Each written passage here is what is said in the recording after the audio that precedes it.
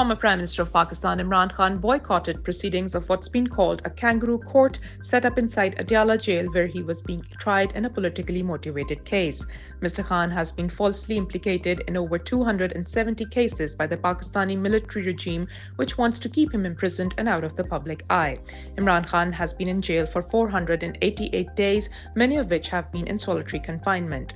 The military intelligence officials who control Adiala jail barred media from covering Mr. Khan's jail trial, which prompted him to boycott the proceedings of the Tosha Khana 2 case.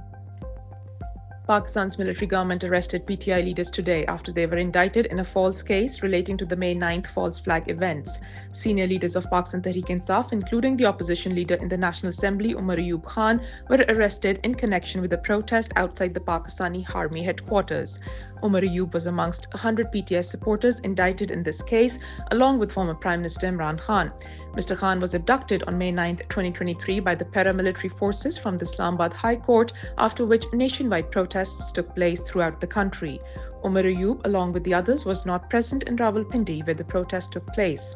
It's been over 18 months since May 2023, but the Pakistani military has yet to provide any evidence against PTI or its leaders of any planned vandalism of government property or any CCTV footage to back up its claims.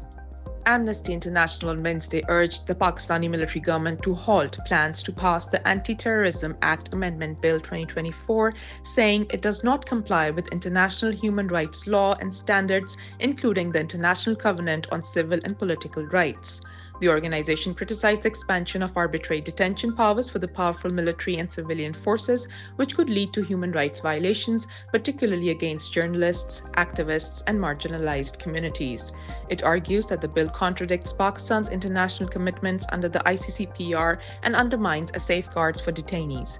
Over the last 2 years, Pakistan's military intelligence agencies have been abducting journalists, politicians, civil society members, and social media activists. The proposed bill would give legal cover to the intelligence agencies. In a letter to the law minister, the organization said, and quote, "Amnesty International is deeply concerned by the involvement of the military in law enforcement operations," unquote. Human rights group Amnesty International has concluded that Israel's war in Gaza meets the legal threshold for genocide in a damning new report.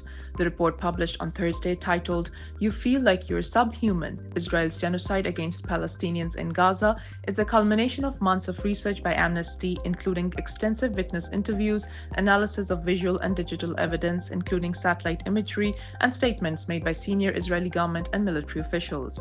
Amnesty said the Israeli military has committed at least 3 of the 5 acts banned by the 1948 Genocide Convention, including indiscriminate killings of civilians, causing serious bodily or mental harm, and deliberately inflicting on Palestinians in Gaza conditions of life calculated to bring about their physical destruction.